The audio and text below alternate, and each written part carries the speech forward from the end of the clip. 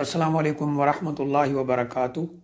अल्हम्दुलिल्लाहि रब्बिल आलमीन वल आकिबतु लिल मुत्तकीन वस्सलातु वस्सलामु अला अशरफिल अंबियाइ वल मुरसलीन नबीना व रसूलिना व हबीबिना व इमामिना मुहम्मदिन व अला आलिहि व अस्हाबिहि अजमाइन।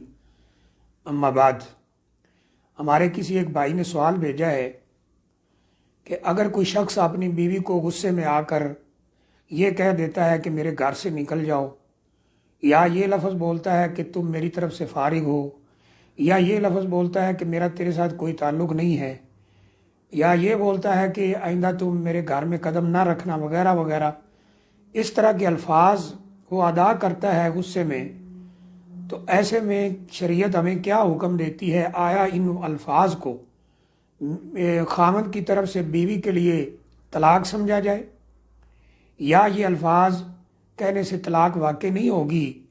इसके बारे में कुछ बताया जाए। देखिए, इस सिलसिले में शरीयत का कायदा ये है, उसूल फ़िक़ह की मोतबर तरीन किताबों के अंदर इसका ज़िक्र मौजूद है कि इस सिलसिले में शरीयत का कायदा ये है कि अगर खामद अपनी बीवी को लफ्ज़ तलाक नहीं बोलता है, इसके अलावा जितने भी अल्फाज बोलता है, उसमें उसकी नीयत का पूछा जाएगा कि उसने ये अल्फाज अपनी बीवी के लिए किस नीयत से इस्तेमाल किए हैं।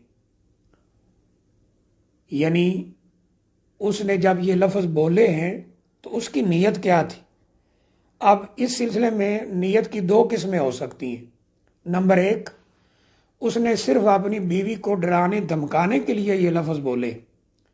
मसलन वो किसी काम से बीवी को मना करता है लेकिन वो करने के लिए तैयार नहीं, या वो किसी काम का हुक्म देता है, बीवी उसको गौर ही नहीं करती, या वो किसी काम से मना कर रहा है लेकिन बीवी उसे बार बार कर रही है, तो वो सिर्फ उसे डराने के लिए धमकाने के लिए कि ऐसे अल्फाज सुनकर और मेरी तरफ से ये धमकी और सरजनश सुनकर ये अपने काम से बाज आ जाएगी, अपनी ज़िद छोड़ देगी और जो काम मैं इसे कह रहा हूँ वो करना शुरू कर देगी।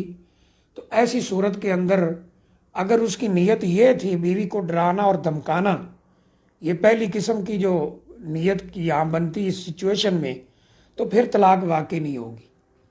अगर सिर्फ डराने धमकाने के लिए, किसी काम से रोकने के लिए उसने बीवी के सामने ये लफ्ज़ बोले अपनी बीवी के लिए, तो तब तलाक वाकई नहीं होगी। दूसरी किस्म ये बनती है कि उसने ये अल्फाज अपनी बीवी को फारिग करने के लिए यानी तलाक देने के लिए बोले, तो उसकी नीयत में अगर ये था कि वो आप मसलन बीवी को कह रहा है मेरे घर से निकल जाओ, या तुम मेरी तरफ से फारिग हो, अपने माँ बाप के घर चली जाओ, और उसकी नीयत ये थी कि मैं इसको ये बतौर तलाक कह रहा हूँ, तो फिर तलाक वाक़ई हो जाएगी। ये तलाक के अलावा जितने अल्फाज हैं उनके बारे में कायदा और कानून है, लेकिन जहाँ लफ्ज़ तलाक बोला जाएगा तो वहाँ ये कानून लागू नहीं होगा, वहाँ तलाक वाक़ई हो जाएगी। क्योंकि रसूलुल्लाह सल्लल्लाहु अलैहि वसल्लम ने फरमाया, सलासुन जिद्दुन जिद्दुन वाज़लुहुन जिद्दुन।